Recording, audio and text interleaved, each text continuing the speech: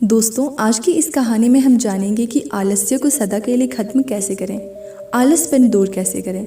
इस कहानी को पूरा सुनने के बाद आप आलस करना छोड़ दोगे।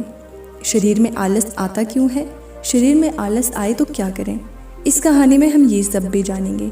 इसलिए इस कहानी को आप ध्यान से पूरा सुनना। एक बार की बात है, एक आलसी व्यक्ति एक बौद्ध भिक्षु से कहता है, मुनिवर, मेरे पास बहुत आलसपन है, जिसकी वजह से मैं अपने जीवन में जो करना चाहता हूँ वो कर नहीं पाता हूँ। मुझे कुछ रास्ता दिखाएं। तो बौद्ध भिक्षु उस आदमी से पूछते हैं कि क्या तुम्हें पक्का विश्वास है कि तुम्हें आलसपन है। वो व्यक्ति कहता है, जी मुनिवर, केवल मैं ही नहीं, मेरे पूरे गांव के लोग कहते हैं कि मैं आलसी हूँ। वो बौद्ध भिक्षु उस व्यक्ति से कहते हैं, परंतु क्या तुम्हारे पास इस बात का कोई प्रमाण है कि तुम वाकई आलसी हो। वो व्यक्ति कहता है, जी मुनिवर। तो बौद्ध भिक्षु कहते हैं कि क्या प्रमाण है। मुनिवर, मैं जानता तो हूँ कि व्यायाम करना मेरे स्वास्थ्य के लिए अच्छा है, लेकिन मैं चाहकर भी नहीं उठ पाता हूँ, मैं कर ही नहीं पाता हूँ, क्योंकि आलस मुझे सुबह जल्दी ही नहीं उठने देता। वे बौद्ध भिक्षु कहते हैं, अच्छा, तुम ऐसी आलस से परेशान हो। व्यक्ति कहता है, जी मुनिवर। बौद्ध भिक्षु कहते हैं, परंतु क्या तुम जानते हो कि आलस होता क्या है। वो व्यक्ति कहता है, मैं ये तो नहीं जानता कि आलस का अर्थ क्या है, परंतु ये जो भी है बहुत बुरा है। वो बौद्ध भिक्षु कहते हैं कि सबसे पहले तो तुम ये समझो कि जो भी चीज़ प्राकृतिक रूप से मनुष्य के भीतर है उसका कोई ना कोई उपयोग है, वो बुरी या अच्छी नहीं है। आलस एक भाव है, एक विचार है, जिसे जाने अनजाने में हम खुद ही पैदा करते हैं। वो व्यक्ति पूछता है, परंतु वो कैसे मुनिवर। वे बौद्ध भिक्षु कहते हैं, आलस्य पैदा होने के दो कारण हैं, पहला शारीरिक और दूसरा मानसिक। जब हम शरीर को कोई ऐसा भोजन देते हैं जिसके खुद के भीतर कोई जीवंतता नहीं है, तब हमारे शरीर के भीतर आलस्य पैदा होता है, क्योंकि ये शरीर ऊर्जा से चलता है और जिस तरह का ऊर्जा हम इसको देते हैं ये उसी तरह का बर्ताव करता है। शरीर के भीतर हमारे अंदर आलस्य का दूसरा कारण है गलत तरह से बैठना, गलत तरह से सोना और गलत तरह से चलना। हम इस सब बातों पर कभी ध्यान नहीं देते कि हमारे बैठने, लेटने और सोने की स्थिति भी सही है या नहीं। अगर तुम तथागत बुद्ध को देखोगे तब तुम पाओगे कि जब वो बैठते हैं तो उनकी रीढ़ की हड्डी बिल्कुल सीधी होती है। जब वे सोते हैं तो उनके शरीर के किसी भी अंग में कोई दबाव नहीं होता और वे जब चलते हैं उनके दोनों कदमों के बीच एक तालमेल नजर आते हैं। ये ज़रूरी नहीं है कि कोई बुद्ध को सुनकर ही समझे। अगर कोई समझना चाहता है तो सिर्फ उन्हें ध्यान से देखकर भी बहुत कुछ समझा जा सकता है। शारीरिक स्तर पर आलस्य का तीसरा कारण है सुबह जल्दी ना उठना।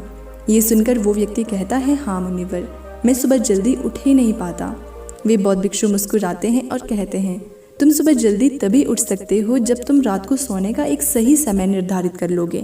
प्रत्येक बौद्ध भिक्षु को अनुशासन का पालन करना होता है, क्योंकि अनुशासन हमारे जीवन में संतुलन लाता है। ज़्यादातर लोग अनुशासन को बुरा समझते हैं क्योंकि उन्हें लगता है कि अनुशासन उन्हें बांधता है, जबकि असल में ये है कि अनुशासन हमें बांधता नहीं बल्कि मुक्त करता है। तब वो व्यक्ति पूछता है, परंतु मुनिवर, शुरुआत कहाँ से करें, सही तरह से भोजन करने से, सही तरह से बैठने लेटने से या चलने से, या फिर सुबह जल्दी उठने से। वो बौद्ध भिक्षु कहते हैं कि शुरुआत अभी से करो। जो भी तुम इस समय कर रहे हो उसे ध्यान से करो। पहले तुम मन के स्तर पर आलस्य को समझो।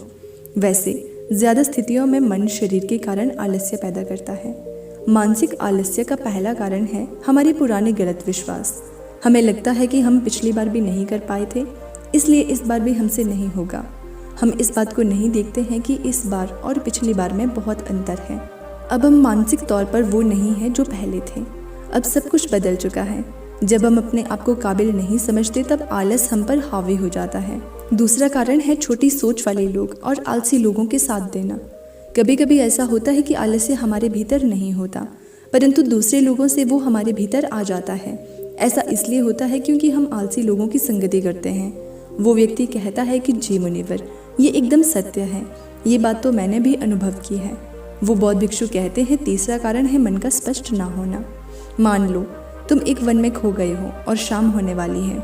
तुम्हें ये नहीं पता कि तुम्हारा घर किस दिशा में है, तो क्या ऐसी स्थिति में तुम आलसी बनकर लेट जाओगे या फिर अपने घर की तलाश में निकल पड़ोगे। वो व्यक्ति कहता है कि मैं घर की तलाश में निकल पड़ूंगा। तब वो बौद्ध भिक्षु कहते हैं कि अगर खूब प्रयास करने के बाद भी तुम्हें तुम्हारे घर का रास्ता नहीं मिला तब तुम क्या करोगे। वो व्यक्ति कहता है कि मैं फिर भी तलाश में लगा रहूँगा, क्योंकि मेरे पास उसके अलावा और कोई विकल्प ही नहीं होगा। वो बौद्ध भिक्षु कहते हैं, मनुष्य को आलस तभी पकड़ता है जब उसके पास कई विकल्प होते हैं। अगर किसी के पास सिर्फ एक ही विकल्प है तो उसका मन पूरी तरह से स्पष्ट होगा। अगर तुम अभी व्यायाम नहीं कर पा रहे हो तो उसका कारण है तुम्हारी नज़र का स्पष्ट नहीं होना। तुम अभी भविष्य में होने वाले रोगों को नहीं देख पा रहे हो। तुम अभी उन रोगों से होने वाली पीड़ा को महसूस नहीं कर पा रहे हो। वो बौद्ध भिक्षु आगे कहते हैं कि आलस्य का चौथा मानसिक कारण है किसी काम को करने की कोई वजह ना होना। मान लो तुम एक रास्ते से कहीं जा रहे हो और बहुत देर तक चलते चलते तुम कहीं थक जाते हो। अब तुम्हारा और चलने का मन नहीं कर रहा है, तुम्हें आलस्य आ रहा है। तभी तुम वहाँ देखते हो कि एक शेर तुम्हारे पीछे चला आ रहा है। तो क्या ऐसी परिस्थिति में भी तुम अपने आलस्य को लेकर वहाँ रुके रहोगे? नहीं ना। तो इस बात को समझो, आलस्य तुम्हें उसी काम को करने से रोकता है जिसे करने की कोई वजह ना हो। वो व्यक्ति कहता है, धन्यवाद मुनिवर, अब मुझे आलस्य का सारा खेल समझ में आ गया। वो बौद्ध भिक्षु कहते हैं, मेरी एक बात हमेशा याद रखना, जहाँ अस्पष्टता है या कुछ करने की बड़ी वजह है वहाँ आलस्य हो ही नहीं सकता। तो दोस्तों, आपको ये कहानी कैसी लगी कमेंट सेक्शन में बताना। वीडियो को लाइक करना और चैनल को सब्सक्राइब करना। मिलते हैं अगली कहानी में।